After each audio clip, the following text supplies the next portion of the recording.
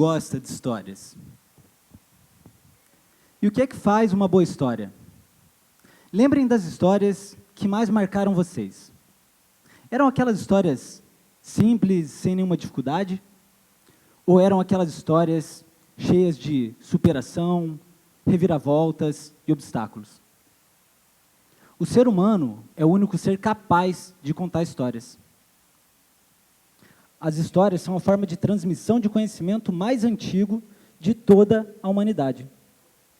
E por trás de cada mito, de cada fábula, existe uma moral, um sentido maior a ser transmitido.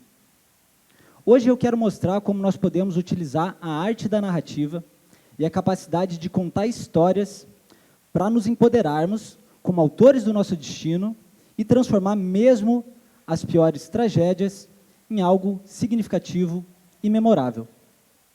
E eu vou fazer isso contando um pouquinho da minha história. Eu costumava viver uma vida normal, tentando seguir o roteiro padrão de sucesso. Eu estava prosperando financeiramente, constituindo lar com a minha ex-companheira e prestes a me tornar o vereador mais jovem da minha cidade. Mas eu percebi que eu permanecia infeliz. Eu senti que, embora esse script fizesse sentido para muitas pessoas, não era o que a minha história estava pedindo naquele momento. Então, no Réveillon de 2017, no ápice de uma grande crise existencial, eu fui tomado pela epifania de que eu deveria deixar a página em branco e procurar por algo que fizesse sentido. Naquela mesma noite, eu terminei meu relacionamento com a minha companheira, vendi minhas empresas, meu carro, e decidi dar a volta ao mundo, deixar tudo para trás e sair em busca de autoconhecimento. Foram 8 meses, 14 países, 10 tradições espirituais, 7 roubos, 3 ataques de animais selvagens, 3 desertos, os 3 grandes oceanos, 2 ossos quebrados e uma grande paixão. Mas antes de eu embarcar nessa jornada, eu vivi alguns capítulos inesperados. Eu fui chantageado pelo meu sócio poucos dias antes de partir. Eu tive problema com os documentos da venda da minha empresa. Eu perdi um grande amigo para o câncer. Fiquei com meu passaporte retido na Polícia Federal e passei a noite que antecedia a minha partida no pronto-socorro, passando mal. Mas eu decidi persistir para ver o que as próximas páginas trariam. E elas trouxeram ainda mais obstáculos. Eu fui furtado no aeroporto de São Paulo, aguardando meu voo para a África do Sul.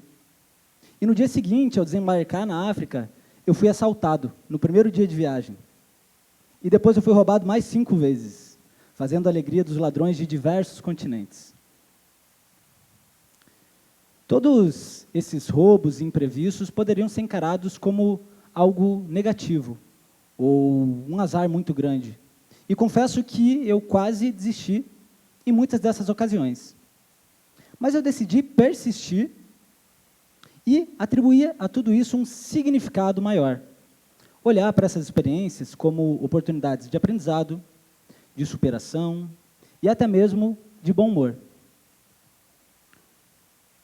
E isso me permitiu vivenciar experiências que eu jamais imaginei vivenciar. Como morar em uma caverna durante 3 semanas na Índia. Esse era o Mani, meu colega de caverna, meditando no meio da natureza. Ou então, fazer um safari a pé, numa floresta do Nepal, caminhando no meio de elefantes, rinocerontes, crocodilos. E fui atacado por 2 rinocerontes selvagens enquanto a gente perseguia os rastros de um tigre. Ou então, subir o Everest Base Camp sozinho e ser furtado mais uma vez, pegar a doença da altitude e quebrar o pé e continuar com o pé quebrado. Essas foram oportunidades de ressignificar tudo aquilo que eu estava vivendo. Atribuir a tudo isso significado. E ao redor do mundo, eu pude conhecer muitas histórias, diferentes culturas, e também vivenciar diferentes personagens. Nessa jornada eu fui hindu, eu fui budista, eu fui cristão, eu fui até mesmo muçulmano, quando eu fui convertido sem querer durante o Ramadã no Marrocos, no Oriente Médio. Eu pude passar por palácios e favelas, montanhas e desertos, oceanos e florestas. Testemunhei como diferentes povos contam a sua história e o significado que atribuem à sua existência. Estudei em loco grandes personalidades que transformaram sua biografia positivamente, como Nelson Mandela, na África do Sul, Mahatma Gandhi, na Índia, Aung San Suu Kyi, em Myanmar. E ao chegar do outro lado do mundo, eu achei que a história finalmente estava finalizada. Mas a vida ainda me reservava um capítulo muito duro, o capítulo mais difícil que eu e minha família já vivenciamos.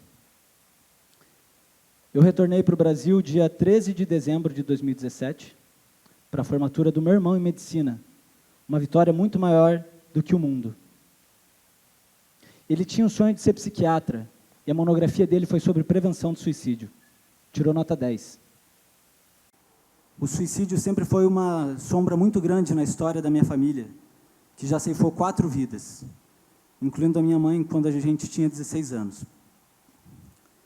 O meu próprio irmão lutou contra a depressão toda a sua vida, desde a infância. E eu e ele escolhemos atribuir sentido à dor da perda da nossa mãe de maneiras similares, transformando a dor em motivação e trabalhando com saúde mental. Ele como psiquiatra e eu como psicoterapeuta. Depois da volta ao mundo, eu passei 4 anos escrevendo um livro, onde eu atribuí significado não só aos obstáculos que eu encontrei na viagem depois dela, mas também às tragédias na nossa família. A história se tornou famosa e foi parar nos grandes programas de televisão do Brasil, impactando a vida de centenas de milhares de pessoas. Tudo, finalmente, parecia fazer sentido.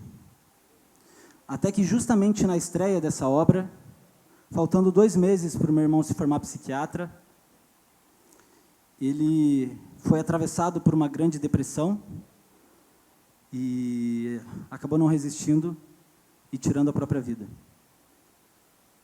Era Natal, ele tinha apenas 29 anos, estava prestes a se casar e tinha toda uma história a ser escrita.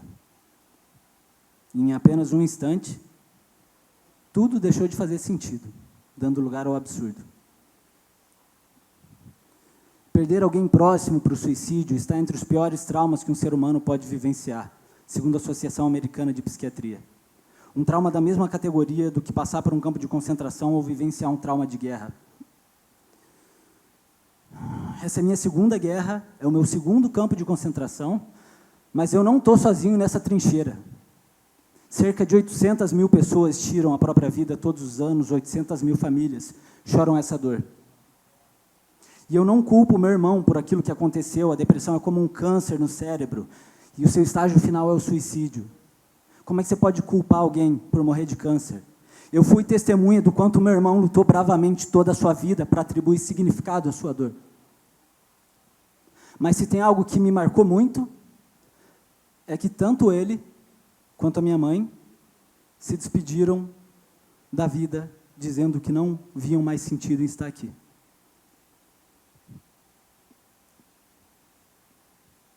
Albert Camus, filósofo franco-argelino, dizia que só existe um problema filosófico real, o suicídio.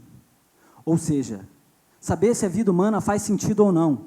Porque se ela não fizer, é melhor terminar com tudo logo. O suicídio é a pura expressão do absurdo, absoluta falta de significado na vida. É quando a história deixa de fazer sentido. E aí, o que é que você faz diante de uma tragédia tão grande? Quando a vida te traz um capítulo tão duro e absurdo. Eu dei esse livro, Em Busca de Sentido, para o meu irmão, um dia antes dele falecer. Ele conta a história de Viktor Frankl, um psiquiatra austríaco que perdeu toda a sua família. Sua filha, sua esposa, seu pai, sua mãe, seu irmão, cruelmente assassinados nos campos de concentração durante a Segunda Guerra. Ele mesmo foi prisioneiro durante 3 anos em um desses campos, sendo diariamente torturado, humilhado e escravizado. E ao ser privado de toda e qualquer liberdade física, social e religiosa, ele descobriu aquilo que chamou de a última liberdade humana. A liberdade que cada indivíduo tem de atribuir sentido à própria existência.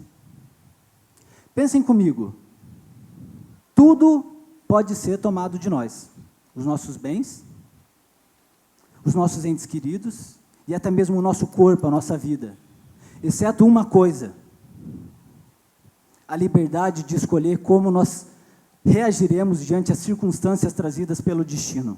E disso ninguém jamais poderá ser privado. Não é à toa que o livre-arbítrio é chamado de um presente divino, onde nem mesmo Deus ousa interferir. Existe uma abordagem terapêutica chamada terapia da narrativa. Ela afirma que a nossa existência é uma grande narrativa construída momento a momento. A nossa existência é como se fosse um livro onde nós somos ao mesmo tempo autores e personagens, um livro escrito em coautoria com a vida, onde a vida nos escreve e nós escrevemos de volta em cima dos capítulos trazidos pelo destino. Isso não significa fugir da realidade, não. A vida realmente pode trazer capítulos muito duros e a gente não pode mudar isso. E, acreditem, eu realmente gostaria de poder mudar algumas coisas, mas eu não posso. Mas nós podemos escolher como nós reagiremos a partir disso. Ou nas palavras do filósofo Sartre, não importa o que o mundo faz com você, o que importa é o que você faz com o que o mundo faz com você. E a grande conclusão de tudo isso é que sim, a vida nos surpreende, mas nós também surpreendemos a vida. A nossa capacidade de atribuir sentido é capaz de transformar mesmo as piores tragédias em algo belo e memorável. Eu daria tudo para não ter que contar essa história, mas foi isso que a vida me reservou.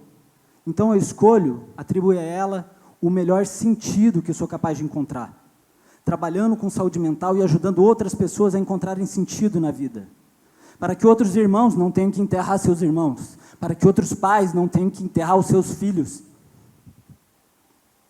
Foi essa capacidade de atribuir significado que me fez persistir apesar de todos os obstáculos na viagem. Foi essa capacidade que fez Mandela, Gandhi e tantos outros heróis anônimos que eu conheci no mundo a suportarem a guerra, a fome e tragédias inomináveis e transformá-las em algo significativo e memorável. E é justamente esse sentido que me mantém vivo, literalmente falando. Eu gostaria de me despedir dizendo que toda a vida é uma história a ser contada, um livro a ser escrito. Talvez a estrada lhe seja pesada, mas são os obstáculos que fazem do destino mais bonito. Não importa o quão dura é a sua trajetória e nem o quanto você esteja abatido. Nós sempre poderemos nos tornar autores da própria história se nela encontrarmos sentido. Muito obrigado.